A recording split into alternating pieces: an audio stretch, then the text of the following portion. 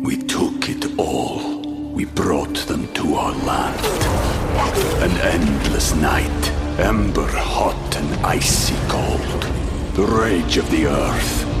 We made this curse. Carved it in the blood on our backs. We did not see. We could not, but she did. And in the end... What will I become? Senua's Saga. Hellblade 2. Play it now with Game Pass.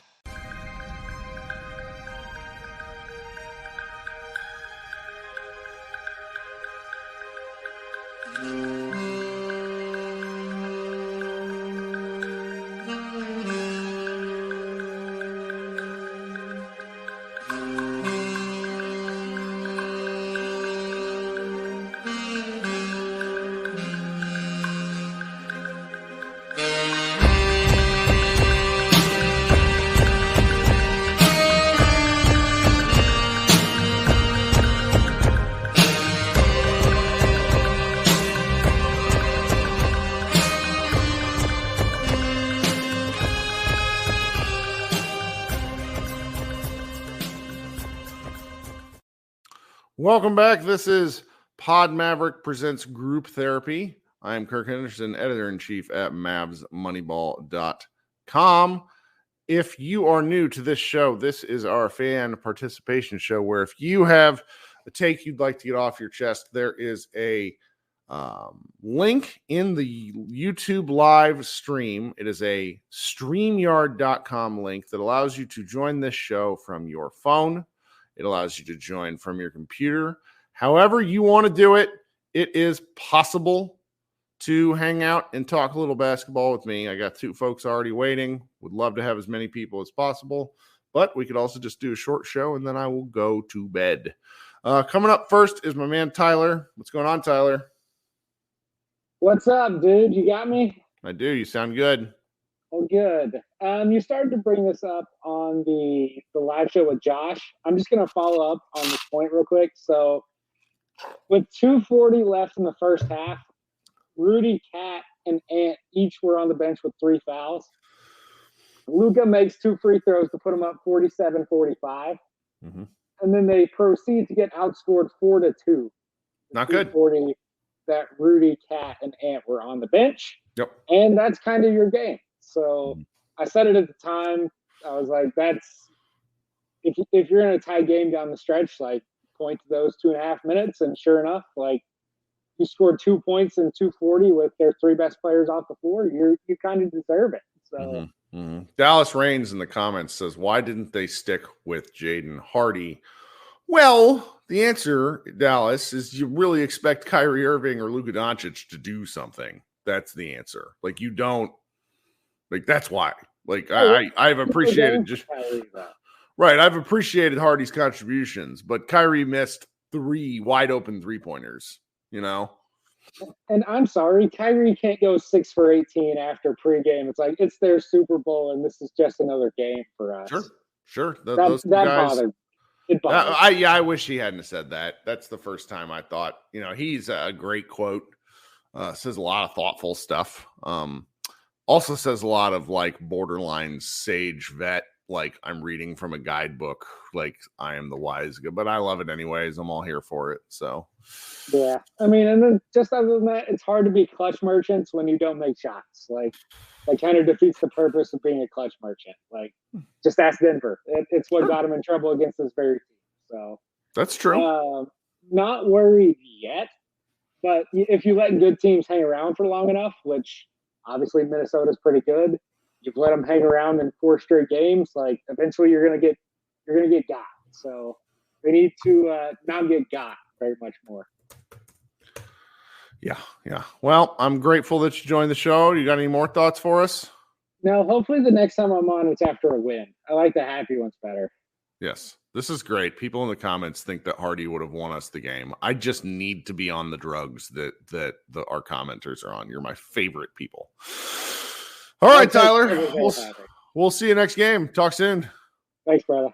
All right. Coming up next is Taylor. Taylor, what's up? Hey, Kirk. How are you?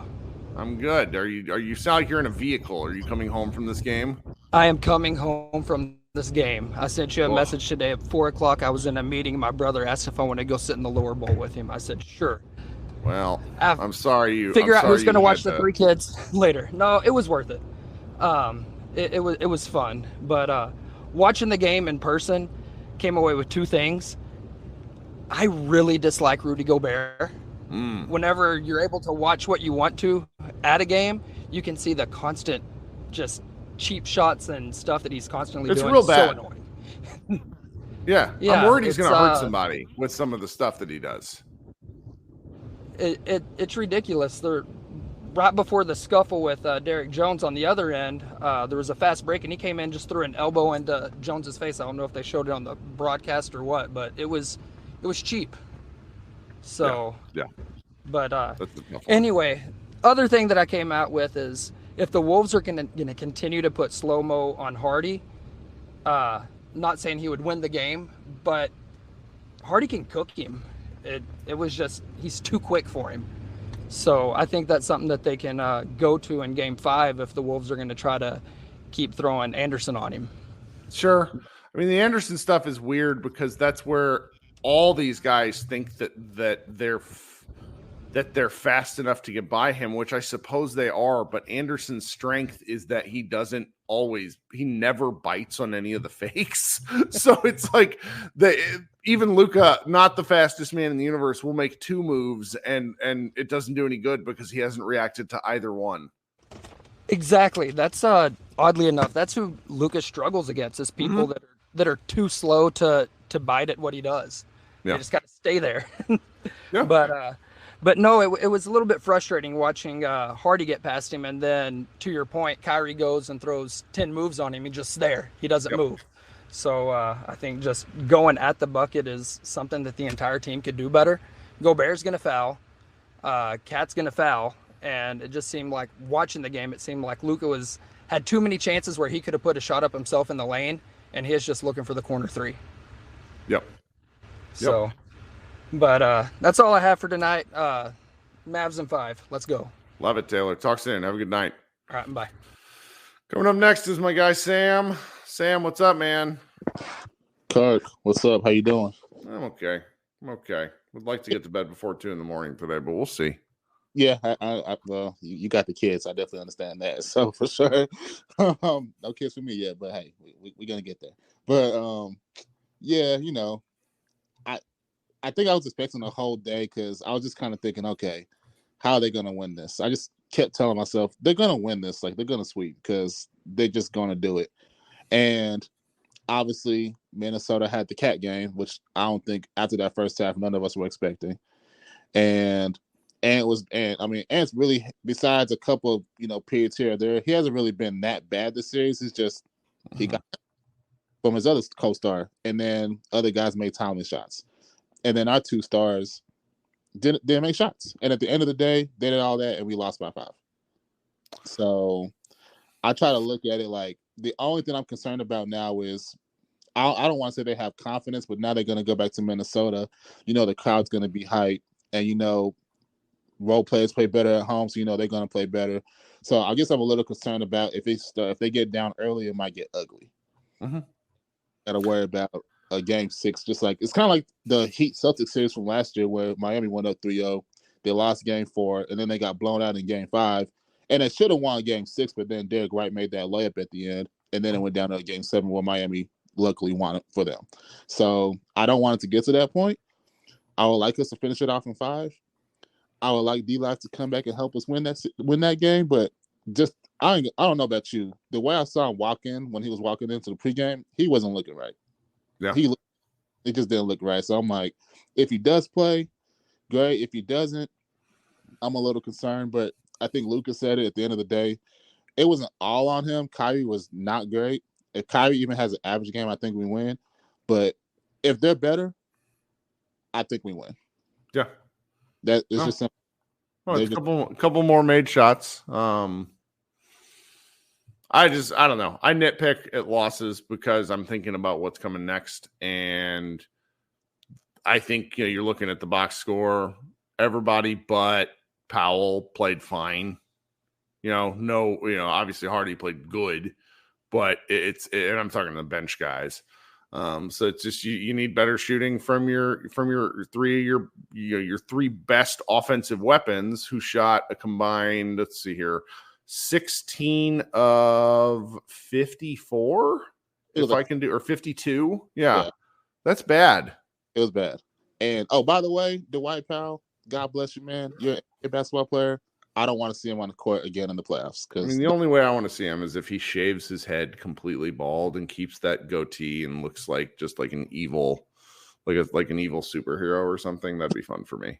I mean, when you have Luka literally saying, "Hey, get this dude off the court," that's not good. And I feel bad for Dwight because I mean, he obviously does more stuff than I can do, so I can't say nothing. I don't play in the NBA, but damn, those 3 minutes, they obviously didn't cost us the game, but those 3 minutes were dog water. It was bad. So, yeah, I mean, it is what it is. It sucks. One to sweep. We like that extra week of rest, but, finish it off Thursday. Usually Luka, when he kind of puts it on him, he kind of comes out and usually dominates the next game. So I think he'll have a better focus. I think Kyrie, even he made that little comment, I didn't think nothing of it, but, obviously in hindsight, you can look at it, okay, maybe he was being a little lackadaisical about it. I think he'll come in with a little more seriousness, and then he doesn't have to worry about that closeout streak anymore. That's done, obviously. So you don't got to think about it. And let's do what we've been doing. Let's finish it off in 5 and then get ready for Boston. Thanks so much for joining us. Have a good night, man. All right. Coming up next is my guy, Simon. Simon, what's up, man? Kirk, how's it going, bud? Yeah, it's okay. Yeah, man. Weird viewing experience for me. I watched the first half on my JetBlue flight home from Puerto Rico. And then I watched the second half when I got home. I'm trying to think. Obviously the Celtics are in the finals, and I'm perturbed that the Mavericks did not win this game because personally I feel like they need as much rest as they can get, especially like Luka with his nagging injuries, Lively with the neck injury. They just need that. They need that time to recover. Yeah. And now they got to go play that game 5 in Minnesota. So you never know. Yeah. You never know who could sprain an ankle or do something stupid. Every time you lose, and the more the series gets extended, the more opportunities for something weird to happen. So, anyway, back to tonight. I want to ask you this: when they took Gafford out in the first quarter, I figured that they were just going to go right to Maxey, but they brought Powell in, and I think Powell was a -5 in his 4 minutes of play, and that really kind of set them back, and they were playing uphill from that point on. Do you think that was just Kidd wanting to ease Maxey back into things? I mean, what's the thought process behind that decision? I have no idea. It's his worst coaching decision of these playoffs. Like, you have Maxey available. Why are you not using him? If he can't play, then he shouldn't be like, he didn't go, like, obviously Maxey went in and we didn't see any more Powell. So it's one of those things where if you're a Kid, you're probably trying to steal minutes, but in a game that's been decided by a total of, like, I want to say the Mavericks have now the Mavericks are +8 on the entire series, something like that. It's like crazy how close these games have been. So that's where it's frustrating that happened, and I doubt we'll see Powell again. Yeah, I mean, I don't know what Lively's status is going to be for Game 5. I mean, I guess at this point it's up in the air, but I mean, yes, I think this game really crystallized. I mean, how crucial he is for this team as a rookie. When we come on in these playoffs and we talk about these games, everything is sort of game to game, what happened in the game. But what a home run that pick was. I mean, grabbing Lively. Sure.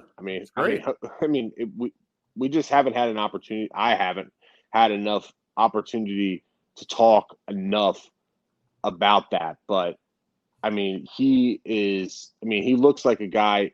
I mean, when you're a rookie, and you're that crucial for a team that's in the Western Conference Finals, pole position to make the NBA Finals. I mean, you're on a track to being a max contract player as the 12th pick in the draft. Right. So, yeah, I mean that needs to be said.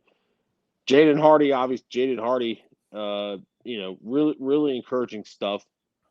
He plays he plays decisively, whether those are good decisions or bad decisions. I mean, there's always a decision. There's no indecision with that guy. And when the shots go in and when he gets a clear lane to the basket, he had a nice dunk tonight. He had a couple tough finishes at the rim. So that was good to see. I don't know if his minutes should have been extended or not. I mean, I don't know whose minutes you cut. I mean, you can't cut Kyrie's or Luka's minutes, obviously. I don't know I can't really remember how much Josh Green played in the fourth quarter. But Hardy looked good. I mean, Hardy looked like a guy who, if Lively's healthy, obviously he's the first guy off the bench. But Hardy played well enough to where he's looking like he may be the second guy now. Whether that's he's able to consistently bring what he brought tonight remains to be seen. But he looks good. Like you said, his handle's a little bit shaky. But when he has an open three or clear drive to the basket, he takes it, and he can convert those type of opportunities. Okay. Now to the Luka aspect of it. You touched on this, and I heard a couple other previous guests touch on this. I mean, there must have been at least 8 or 10 instances tonight where he had that little 3 to 5 foot floater, and he's just passing out of it. Like what? Like why do you think he's doing that? I don't understand it. What? I don't have a good answer. I think he looks at the tape, and I think he'll probably take a few more of those in the next game. I mean, Luka's one of the best late possession passers in the 100%. game. And if these guys hit these fucking shots, then we're not talking about this. I'm sorry. No, like I mean, he had one. He had one to Yeah. Kyrie on the right wing. That if Kyrie buries that shot, it changes the game. Kyrie had no one within like multiple counties, and he just missed it, and that happens. Game. Yeah. To your point, not a very good Kyrie game. I mean, to me, to the way I look at it, I think he missed some shots that he normally makes, but he also had a couple when he went to the basket that he looked like he took a tougher angle on than he usually would have liked. And honestly, that's stuff where I have to credit the Wolves defense. But in the case of Luka, I mean, there were a couple of those plays. Like there was a couple to Jones, like Derek Jones made 2 3-pointers, I think in the left corner during the second quarter. And I think one or both of them were off of those Luka type of plays that I was talking about. And there was another one in the third quarter to Hardy in the quarter that Hardy made the shot. So, the end result is good, but the process to getting there is like, dude, like, why? Like, why? I mean, are you that afraid of Rudy Gobert? I don't get it. I mean, if you're going at him, chest to chest at the rim, that's one thing. But you should be able to float you should be able to shoot a floater over him with that amount of space in front of you. I mean, yep. Like Lucas, he doesn't want to though, because Gobert is actually quite good at blocking floaters. He's good. Yeah, he's good at it, but you have to. I understand that, and you're correct. Gobert, look, I mean, he's fucking 4-time defensive player of the year, and I know everybody loves the pile. I saw Josh's tweets about this, about how everybody just loves clowning Gobert, and no, they don't like him. Like they do not like him as a person. Like there's something that he does with his play and with how he conducts himself to where other NBA players do not like him. Like they don't like him. You're right about that. They don't like him. But the point that Josh made that I thought was interesting was not only that they don't like him, they don't respect him as a player. Yes. And they can't wait to tell you how much he sucks. It's not like one of these things where it's like, oh, like Like, remember, like, Jordan during The Last Dance was like, man, I fucking, he's like, I hate Isaiah Thomas, but man, he was a great point guard. Nobody does that with Gobert. They don't respect his game at all. Yeah, which is, I think he's pretty good. I just don't like the extracurricular shit that he does. Like, he's really talented. I just, the cheap shot shit just is getting to me. Yeah. But I wish, even if Luka gets blocked or misses a couple of times, I still wish that he would just at least take those shots, because the threat of him doing that is going to open up more stuff, even for, he's got to make them. I mean, he didn't shoot very well. Yeah. He didn't shoot well, but he's passing out of open shots and dribbling tougher shots. The previous guy mentioned something about Kyle Anderson, how he doesn't fall for fakes. I remember there was one play, I think in the first or second quarter, like Luka, I think it was a screen and roll. He gets past Kyle Anderson. He's like 3 feet in front of, like, Kyle Anderson's at the 3-point line, and Luka is about 3 feet in front of him, and he just steps back right into Kyle Anderson, and went up to shoot a 3, and then ended up passing out of it because there was no separation, because Kyle Anderson anticipated what he was going to do. I don't know, man. I mean, Luka, overall, I like the way he's played in this series. I mean, some of the passes he makes are extraordinary. They're next level stuff. And thank God he's found, for the most part, he's found his 3-point stroke, because for the first 2 rounds, it was brutal. He's hitting those now when he has the opportunities, but God, he's just got to be a little bit more. He's got to be more decisive in the lane, because the Mavericks, the way I look at it, if he's firing on all cylinders, they can't lose. They just can't lose. And whatever it takes to unlock that, just got to be done. But we'll see you for Game 5. How about that? All right, man. Talk soon. Prize Picks is America's #1 fantasy sports app with more than 5 million members. It's the most fun and exciting way to get in on the action while you watch your favorite sports and players. You just pick more or less on 2 or more player stats for your shot to win up to 100 times your cash. I made my first $10 deposit and received an instant $10 bonus. And if you have the skills, you can play for a shot of turning your $10 into $1,000. And playoff time is the best time to join the Prize Picks community of over 5 million members who have already downloaded the app. Prize Picks is available in more than 30 states across the country, including California, Texas, and Georgia. Download the app today and use the code BLUEWIRE for a first deposit match up to $100. That's a first deposit match of up to $100 when you download the app and use the code BLUEWIRE. Prize Picks. Pick more, pick less. It's that easy. We took it all. We brought them to our land. An endless night, ember hot and icy cold. The rage of the earth. We made this curse. Carved it in the blood on our backs. We did not see. We could not, but she did. And in the end... What will I become? Senua's Saga. Hellblade 2. Play it now with Game Pass. Right, coming up next is Brandon. What's up, Brandon? Kirk, how you doing? I'm all right. What are you thinking tonight? Man, I kind of look at it different. I don't know. They did miss some shots that would have helped them a lot, but I just feel like Minnesota saw opportunity to make Hardy put the ball on the court and made him make decisions about what he's going to do with it in the fourth quarter, and it worked in their favor. Right. Times like they would pick him up at half court, and he was so indecisive. Like Luka could be a couple of steps away from him, and he would essentially shove the ball in Luka's hand and try to set a screen. So it's like he wasn't thinking very decisive. And there were times where they would, kind of force PJ to shoot a corner 3.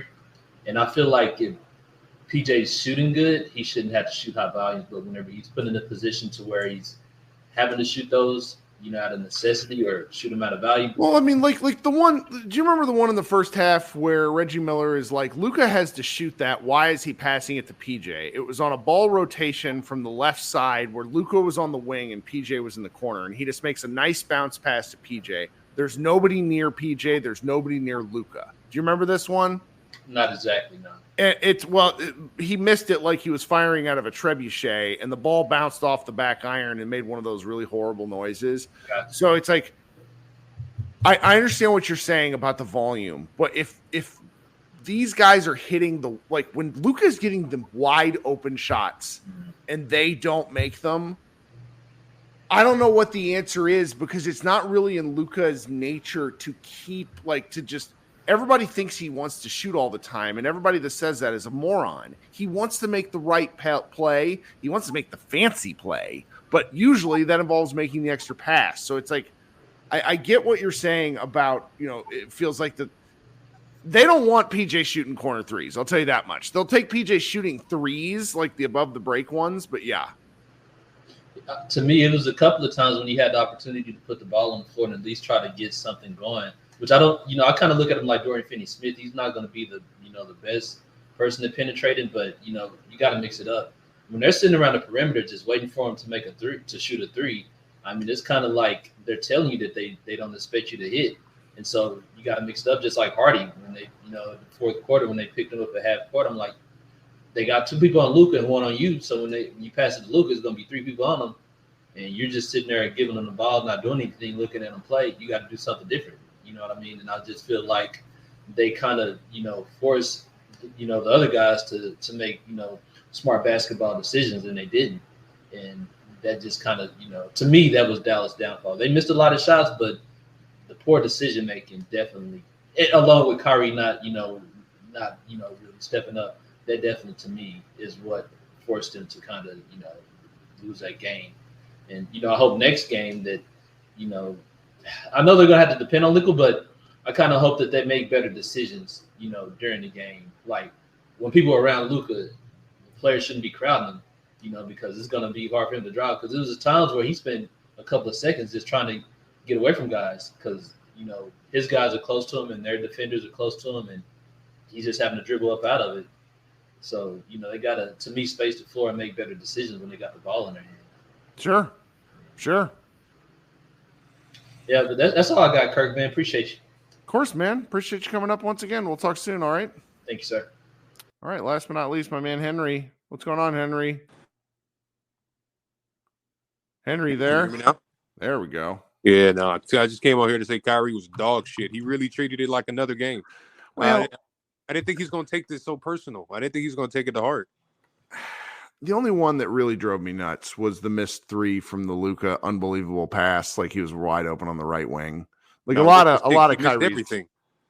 Kyrie's shots were like hyper contested. They planted what's his name? The defender. They planted Daniels on him a heck of a lot more this game. And just like we saw in the last series, length gives Kyrie some pause, which is fine.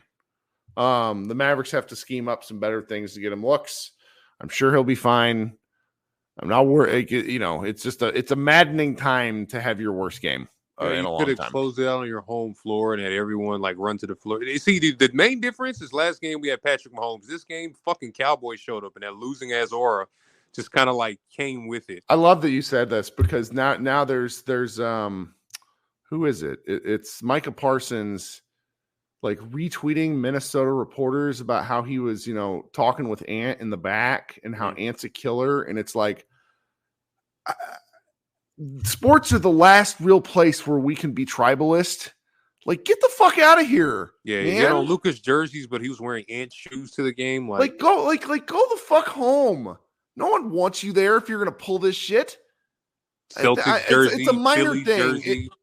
It bothers me. The Mavericks, I'm sure he got the tickets from the Mavericks. And if you're doing that shit, just go away. Go away.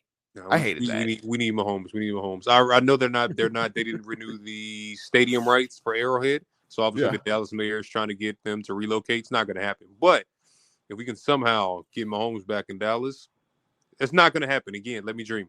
But Yeah, no, Kyrie was absolutely dog shit. I think he had more turnovers than 3-pointers made, and he damn near had as many turnovers as field goal makes. He was 6 of 18 with 4 turnovers. So he really took it. It's not our Super Bowl. Well, it's damn near your ticket to the Super Bowl, fam. Show the fuck up and quit being so stay calm. We got to stay poised. Make sure everyone's all right mentally, emotionally, spiritually. You're not a fucking guidance counselor. Hoop. Holy shit, fam. Like, it was the war outside of round 2, second year when Kyrie was in Boston versus Milwaukee. This was the worst performance I've actually ever seen him perform. Obviously, everyone forgets the very first year in Boston that Gordon Hayward got hurt. They went on a 16-game winning streak. They were 21-4, number 1 seed in the East, but he gets injured. So there's that. But that second season, second round versus Milwaukee, absolutely the worst I've ever seen him. Followed by this absolute hot dog water of a performance. Can't excuse it.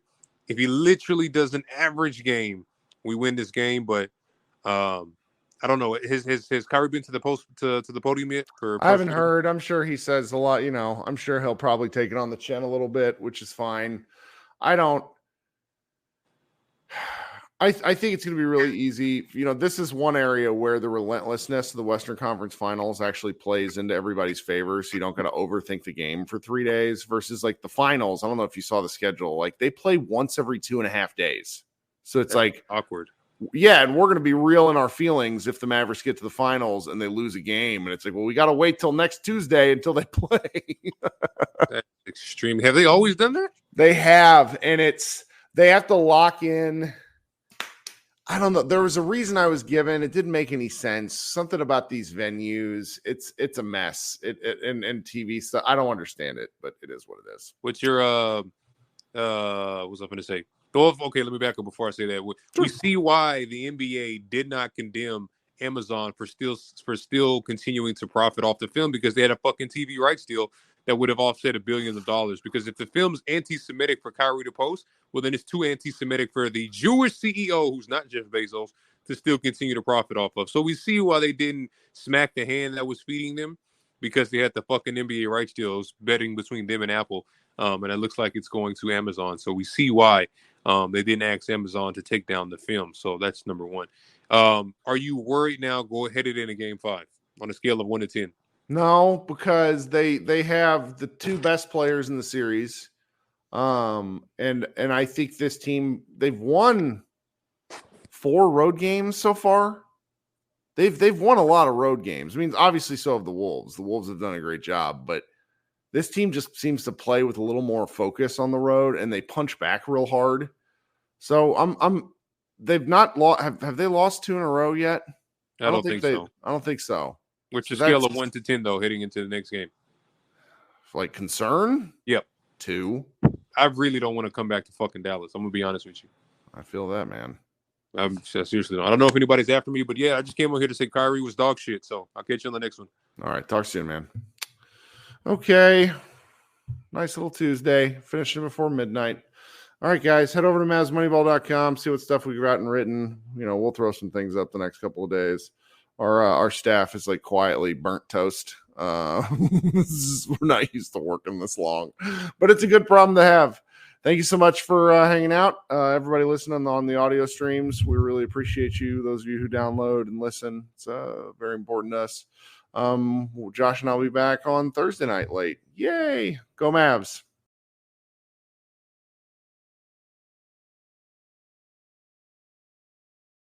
Everyone is talking about magnesium. It's all you hear about. But why? What do we know about magnesium? Well, magnesium is the #1 mineral that 75% of Americans are deficient in. If you are a woman over 35, magnesium will help you rediscover balance, energy, and vitality. Magnesium supports more than 300 enzymatic reactions in your body, including those involved in hormonal balance. From functional medicine doctors to mental well-being and female hormone experts, we all know that magnesium is the one mineral to improve all aspects of well-being and health. But which one? Magnesium Breakthrough from Bioptimizers, the trusted choice recommended by leading experts with 7 best-absorbed forms of magnesium to ensure your body receives the support it needs for overall well-being. Go to bioptimizers.com/balance today and use code BALANCE10 for 10% off. Support your journey to wellness at bioptimizers.com/balance. Magnesium Breakthrough from Bioptimizers, your foundation to optimal health and vitality.